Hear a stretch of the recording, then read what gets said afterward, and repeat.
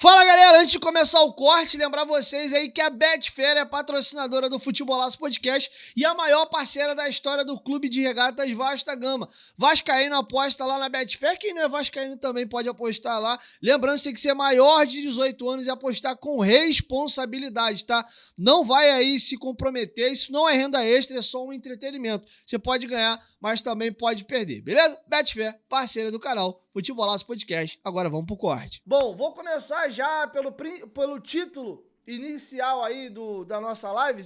Divido sempre para vocês em tópicos. E olha, o Lédio Carmona hoje puxou uma baita de uma polêmica. Eu vejo até o Lédio como ele usando um pouco o espaço que ele tem como um grande jornalista, um cara muito respeitado. Mas eu sinto que o lado torcedor dele tá aflorando e ele meio que tá desabafando, cara. Porque quem viu a transmissão de Vasco e Flamengo pelo Sport TV, que foi o meu caso, quem tava narrando o jogo na Globo, se eu não me engano, foi o Gustavo Villani, acho que o Júnior Maestro e o Roger Flores, eu acho que era essa a composição. No Sport TV era Luiz Carlos Júnior e comentando tava o Lédio Carmona e também o Paulo Nunes. Eu vi o jogo pelo Sport TV. E o Lédio, cara, emitiu vários comentários nessa linha. O Vasco fez um primeiro tempo ridículo, abominável, vergonhoso. Foi muito feio a postura e o futebol apresentado pelo Vasco na primeira etapa. E o Lédio usou alguns termos como patético, vergonhoso, vexatório. Teve até um intervalo do primeiro tempo, que é aquele momento que vai pro intervalo, os anunciantes, aí volta, aí eles passam os melhores momentos, os comentaristas comentam o que foi a primeira etapa e botam as estatísticas pro torcedor na tela, mapa de calor. Aí o Luiz Carlos Júnior pega uma imagem, né, que a editoria coloca assim, tinha uma menina, né, ó, literalmente uma menina deitada no colo da mãe, ali naquele setor central do Maracanã, onde as torcidas são mistas, e a garotinha tava dormindo. Aí o Lédio falou assim, o Luiz Carlos Júnior falou assim, a pequena torcedora mirim do Vasco não se empolgou muito com o primeiro tempo, não. Alguma coisa assim, a Oled respondeu. Alguma coisa nesse sentido, não lembro exatamente as palavras. Bem fez ela, porque pelo menos ela dormiu e se livrou aí de passar essa vergonha patética que o Vasco passou. E o Lédio tem um momento que ele fala sobre os papéis. O Flamengo fez o seu papel, jogou como um grande clube, amassou o Vasco, jogou como o Flamengo no Maracanã. E o Vasco já estava ali fazendo um papel que não era seu. Um time em frangalhos, acuado, com uma postura pequena de time perdedor. E, de novo, eu vi muito claro, o Lédio não é muito disso, de sair da casinha. Pra mim, acho que foi um desabafo, cara. Aquela coisa de chutar o balde, aproveitar o espaço que ele tem de maneira ética, de maneira polida, escolhendo bem as palavras, mas o Lédio é muito vascaíno, mano, e ele tá com certeza puto igual a gente. E vou ser bem sincero, a gente várias e várias vezes, eu falo por mim, porque eu sou comunicador, eu sei o peso do meu microfone, eu sei a quantidade de pessoas que eu atinjo aí nos meus canais, nas minhas redes sociais, e eu sei que as coisas que eu falo têm peso, cansa às vezes de virar meme. Quantos memes não tem meu aí de coisas que eu falo? Eu vi que deu uma repercussão absurda quando teve alguns programas atrás que eu falei que o Vasco tinha um dos melhores elencos do país, e eu falei ali, melhores no sentido de sexto ao oitavo, um elenco ali de meio de tabela, projetando que Payet e Coutinho poderiam desabrochar, considerando que Jair e Paulinho voltando de lesões, né, a gente tendo o acréscimo do Tietchan, enfim, faltavam peças ainda, né, pontas que até agora não chegaram. Mas, cara, esse vídeo repercutiu de uma maneira absurda. No Instagram já tem 10 mil compartilhamentos do vídeo. O pós-jogo contra o Fluminense, o pós-jogo contra o Flamengo. Eu vi as torcidas do Flamengo e do Fluminense. É o melhor elenco do país, o melhor elenco do... Enfim, então eu sei o peso que o meu microfone tem. Então a gente, muitas das vezes, fica pisando em ovo para falar certas coisas. E tem coisas que às vezes a gente fala num ambiente privado, num grupo de amigos, ou, né, conversando com alguém, e no microfone, no público, a gente acaba não falando para evitar. Mas quantos de vocês não devem ter desabafado entre vocês e falar, pô, mano, tá feio, pô, tá ridículo, pô, a gente vai jogar um clássico dos milhões, a gente entra já com medo, pô, se empatar tá bom, se ganhar, porra, comemora, solta rojão como se fosse título. Eu vou falar por mim, cara, clássico dos milhões, dia de Flamengo e Vasco, tem sido pra mim quase um dia de luto. eu já fico, porra, mano, hoje vamos ter um jogo com os caras. Aí eu já fico assim, eu já sei que vai perder, o time é ruim mesmo. Aí, pô, pelo menos que a gente não tome uma goleada. E você passa o dia inteiro naquela angústia. Ansioso pro jogo começar, ao mesmo tempo não querendo que o jogo comece.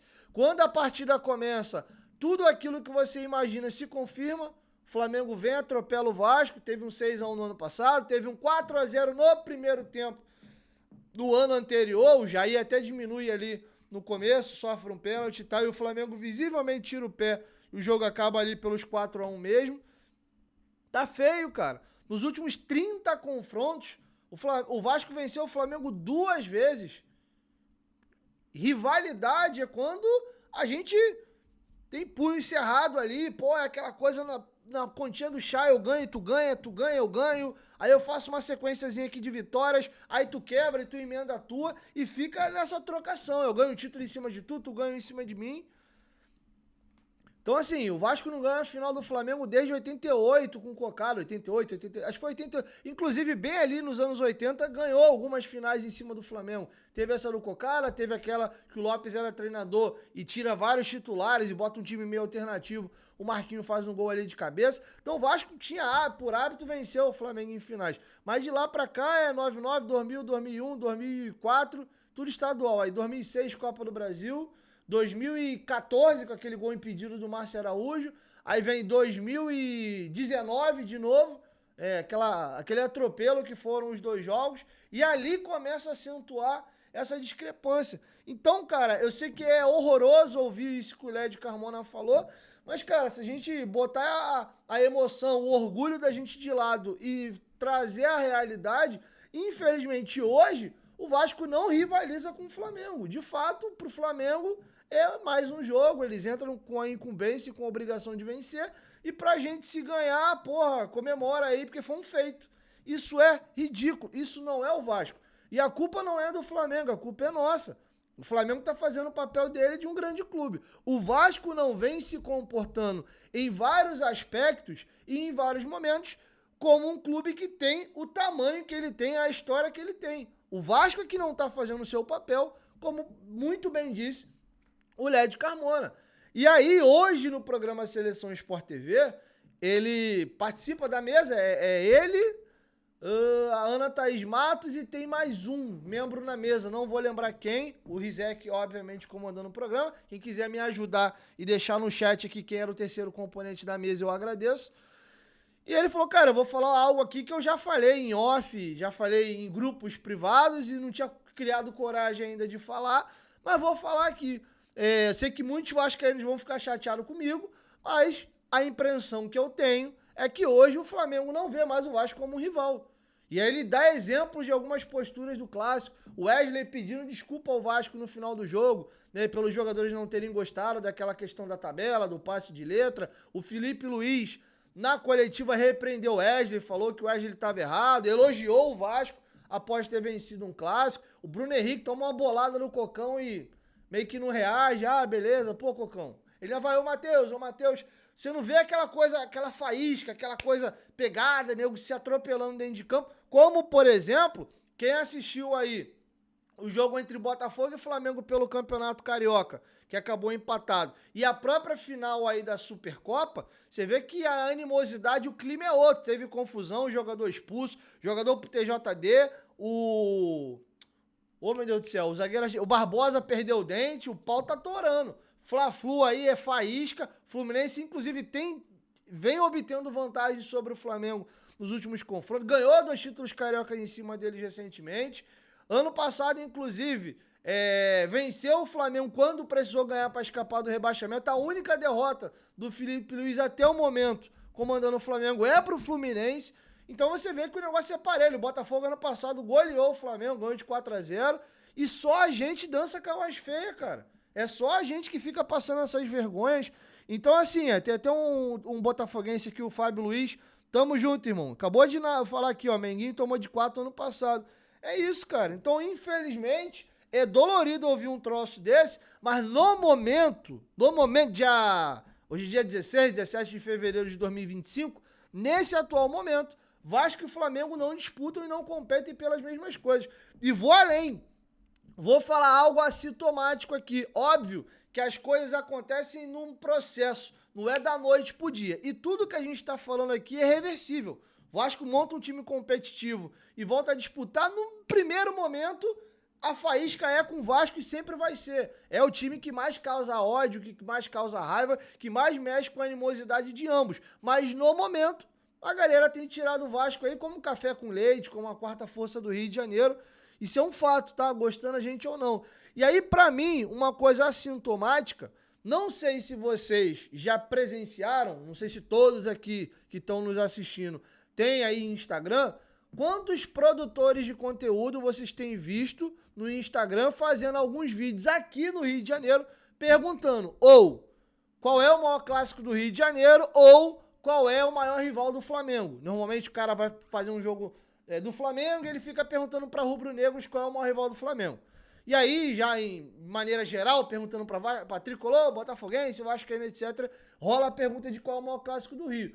Essa pergunta, só pelo fato dela existir, já tá errado, já é sinal de que as coisas não estão normais.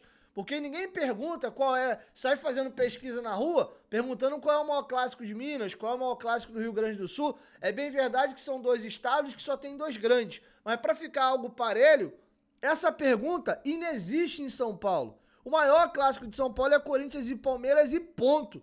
Mesmo quando São Paulo tá ganhando, ou o Santos teve a geração ali do Neymar, teve um períodozinho que fez uma graça também ali com os meninos da Vila. Enfim, é Corinthians e Palmeiras e ponto. O Vasco tá tão mal há tanto tempo que começa a levantar a possibilidade da discussão. E quando a pesquisa é feita, dá Vasco e Flamengo aí por 90%. Mas ainda tem um ou outro que bota Fla-Flu, tem um rubro-negro que fala que não tem mais rival no Rio, um gato pingado ou outro cita o Fluminense, alguns citam o Palmeiras. Então, é sinal de que do lado de lá, os caras já estão começando a olhar a gente meio assim, pô, mano, a gente só dá pancada em vocês. Pô, pra mim sentir uma rivalidade, uma animosidade, vocês têm que me incomodar. Pô, ganha uma final de mim, pô, me bate com frequência nos jogos, me elimina. A última vez que o Vasco foi Vasco e botou o pau na mesa e esculhambou o Flamengo foi na última gestão do Eurico Miranda, entre 2015 e 2017. O Flamengo ficou 10 jogos sem vencer o Vasco. E, inclusive, acho que foi em 2016, o Vasco eliminou o Flamengo na Copa do Brasil, eliminou o Flamengo na Taça Guanabara ou na Taça Rio, tanto que ele foi fazer a final ali com o Botafogo. Inclusive, se eu não tiver equivocado, o Vasco eliminou o Flamengo nas 2 taças, na Guanabara e na Rio na semifinal, fez as finais ali. 2016 o Vasco foi campeão carioca invicto. Ele atropelou todo mundo ali e foi embora direto. E aí teve a Copa do Brasil com o fatídico jogo do Rafael Silva, né, brincando ali com a comemoração do degolador de Urubu. A gente atropelou o Flamengo. Foi justamente quando caiu esse tabu de 10 jogos sem perder pro Flamengo. Eu lembro que foi um gol de pênalti do Diego Ribas. Se eu não me engano, esse jogo foi disputado em Volta Redonda. Foi 1-0 o Flamengo, gol do Diego Ribas. Ali começou uma nova história.